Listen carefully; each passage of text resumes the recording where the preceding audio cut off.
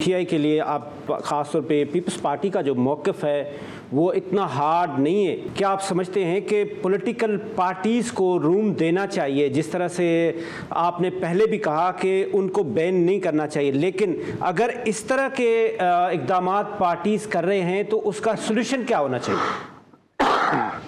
देखिए, मैं समझता हूँ कोई पाकिस्तान तहरीक-ए-इंसाफ को बैन नहीं कर रहा है। पाकिस्तान तहरीक-ए-इंसाफ कह रही है, चीख रही है, चिल्ला रही है कि मुझे बैन करो।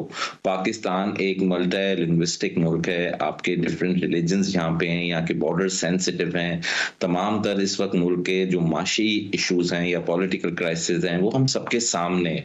तो इस टाइम में पाकिस्तान को सोचने की जरूरत है। और Pakistan People's Party was the only party, जब इनको बैन करने की गवर्नमेंट की तरफ से प्रपोजल आया था, तो पीपल्स पार्टी का बड़ा स्ट्रिक्ट स्टैंड था कि no political party should be ban. But if there is a party who is a terrorist party, उनके साथ पीपल्स पार्टी हमेशा, आपने देखा जो मोहतरमा शहीद बेनजीर भुट्टो साहिबा पे दहशतगर्दी का हमला, वो शहीद हुई। हमने दहशतगर्दी का हमेशा मुखालफत की और हमेशा मुखालफत करते रहेंगे।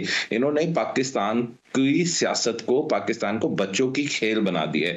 कभी प्रोविंशियल गवर्नमेंट केपी की डिसॉल्व कर देते हैं, कभी पंजाब की कर देते हैं, फिर कहते हैं इलेक्शन कराओ। इलेक्शन में 6 महीने, इनको इतनी रियलाइजेशन नहीं है कितना टाइम है।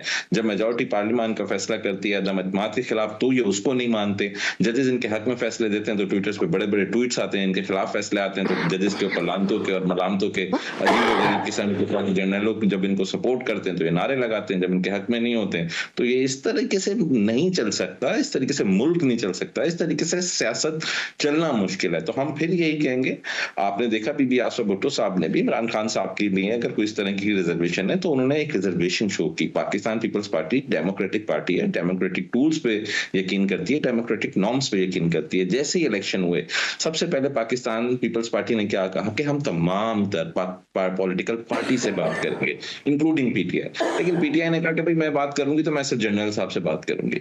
तो ये तो पॉलिटिकल पार्टी ना होने के लिए खुद तड़प रही है।